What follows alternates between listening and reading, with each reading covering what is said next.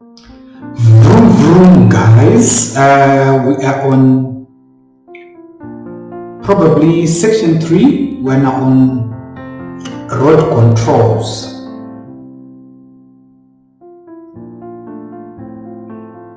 Vroom vroom. Alright, welcome to the next phase in our learners course. We are on vehicle controls. So what you will learn in this video is the controls in a manual car, the controls in an automatic car, and we'll explain the function of each control, as well as provide a real live video of the car controls. So let's start with the manual car. So when you enter a manual car, you will be directly facing the steering wheel. So some items might differ in terms of position, but generally most cars have these controls. So the first one is the difference that you will notice between a manual car and the automatic car is that the manual car gear shift lever will have gears 1, 2, 3, 4 reverse as indicated in the yellow box there, in the yellow circle there, and you can change this lever by making use of the clutch pedal, which is also been circled with the yellow round there. So on an automatic car, you will not get a clutch pedal, and the gear lever will be straightforward, not gears that are one side over the other. They will be in a straight line. Okay. So let's start with our main round big item, that is your steering wheel. You will find it whether it's an automatic or a manual car. That's the one that you will hold and get your car to go the direction you want.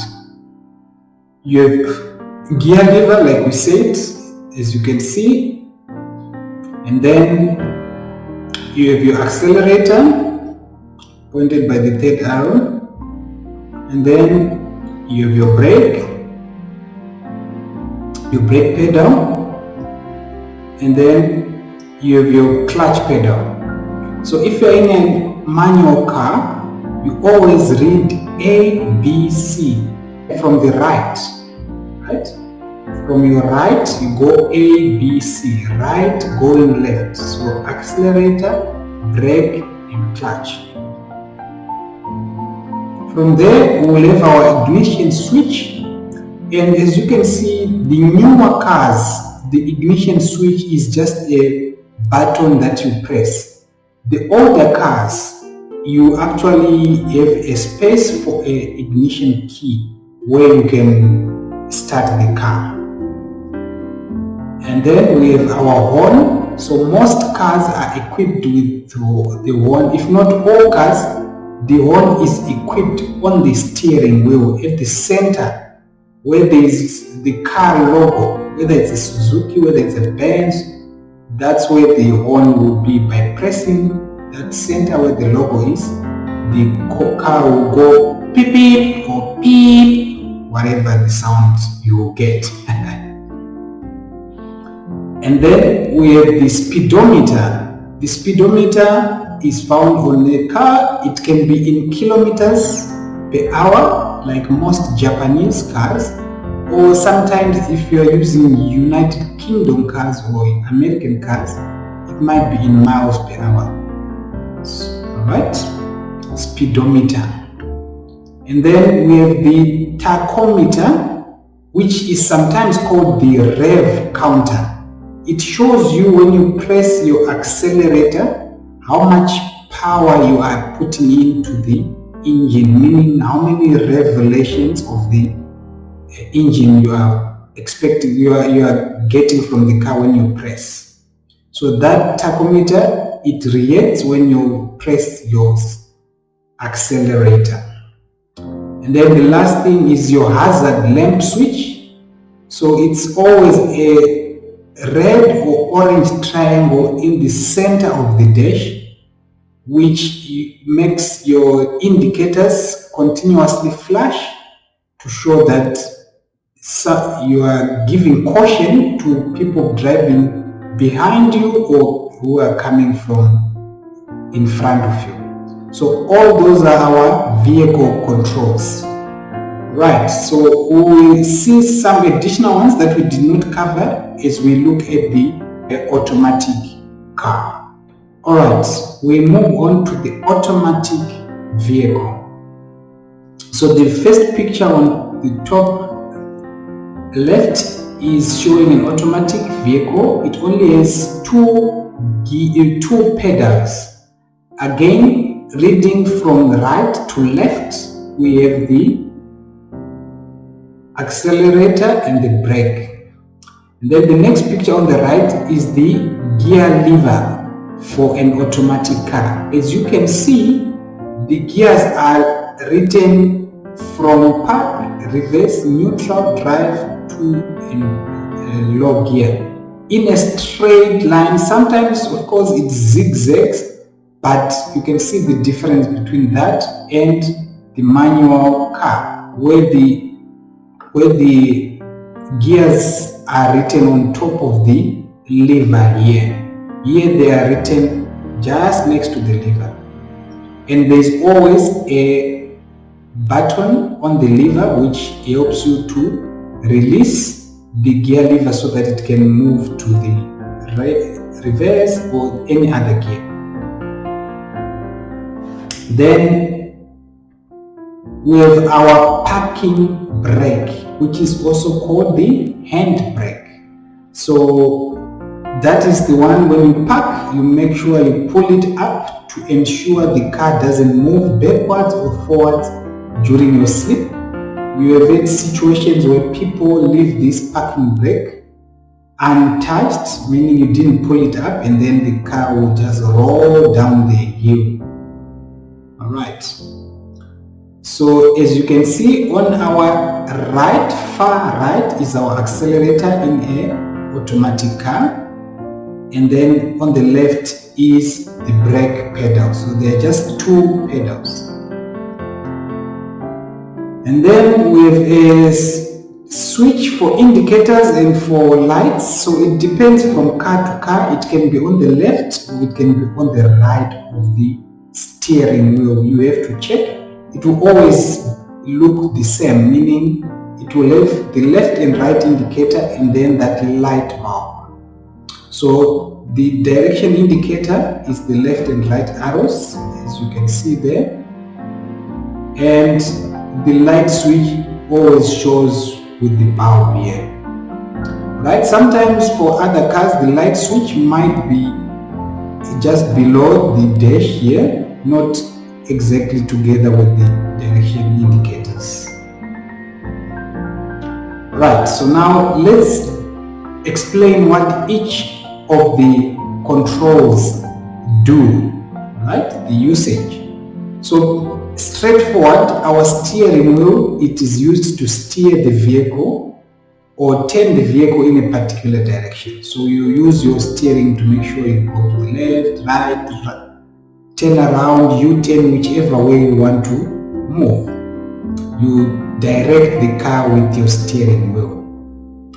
And then the ignition switch, we talked about the ignition switch, that newer cars, they have a button, but older cars have a key. So you can use that to switch the car on. Even if you don't start the engine, you can still just switch the car on. The radio can start playing while this car is on, and you can use it to start the engine, right? And you can also use it to turn the car off. And then our speedometer, it is used to show you how much speed you are traveling it, so that when you are driving and you can see the road traffic signs telling you either a minimum speed or a maximum speed. For instance, in the urban area, we know you are not supposed to drive more than 60, so you can use your speedometer to check whether you are driving 60 or not more than that. In a freeway, you are not allowed to drive more than 120. You can also use that to check whether you are at 120 or you are exceeding 120 by the speedometer. Okay, it shows you the speed at which the vehicle is moving. And then your mirrors, there are three. There is the center mirror, which is also called the rear view mirror. So that one is located on the windshield. You use that to check things that are directly behind you through the back or rear window. So you adjust it so that it covers the whole window, and you'll be able to see all the cars that are coming from behind you, all the movements that are happening behind you, whether there's somebody walking and all that. You'll be able to see that with the center or rear view mirror. And then you have the side mirrors, one on the left and one on the right. These ones are used to see what is on the side of the car, on the left side or on the right side. Then you have what is called a clutch pedal. So like we said, only a manual car has a clutch pedal. The use of a clutch pedal is to enable you to change gears in a manual car, so that you will be able to use the gear lever. You press the manual car to disengage the gears, then you will be able to shift them, meaning change them. We go on to the accelerator. The accelerator is used to increase the speed of a car when driving. You can't use it to decrease, because accelerate means add more speed. So it's used to increase speed. When you want to reduce speed, then you go to the service brake. The service brake is used to slow down the car or stop the car. Alright? So you will never use the accelerator and the service brake. The service brake is the one which you press with your foot, so sometimes it's also called the foot brake. Foot brake. You can only use the brake when you are not using the accelerator, and also you can only use the accelerator when you are not using the brake. So those two always work at different times. So you use accelerator to increase speed, and when you want to start slowing down, you leave the accelerator, you go to the brake, you start pressing softly to reduce speed, and press harder to stop the car. The parking brake. So the parking brake, we illustrated it above, and we earlier in the video, to show that you can use it when you have parked your car to make sure that the car doesn't move once it's parked or stopped. Whenever you want to now move, you can now release the parking brake. The parking brake is also called the hand brake. The hand brake, because you use your hand to engage the parking brake. You pull it up to engage it, and you press it down to disengage it. That's why it's called a hand brake, used to make sure the car doesn't move when it's parked or stopped. Then the gear lever, we showed that there are two gear levers, the manual one and the one for the automatic car. For the manual car, the gears are written on the lever itself, and it usually shows a zigzag.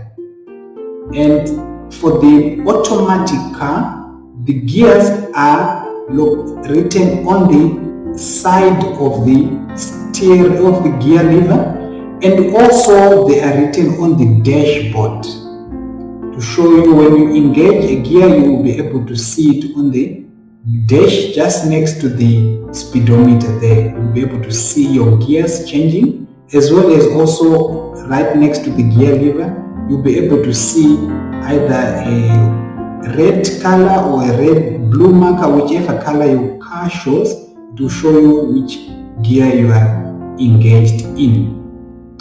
And then the light switch, it is used to switch on and off the lights. You can use that switch. When you push it forward, you can use it to flash your lights so that you can see at a further distance, especially when you're driving at night, making sure there are no cars in front of you. You can flash, or you can pull it towards you to remove the flash, and then in that situation the lights will be dipped, meaning facing down, so that they don't flash oncoming vehicles. And then in that case, you only be able to see a shorter distance. So once you pass oncoming vehicles, you can now flash the lights again to see further. So the light switch is used to do that. And then lastly, the direction indicators. The direction indicators are used to operate the indicators left and right. All right. So now that we have explained the controls, we will now show you a video which shows all these controls in action. Enjoy.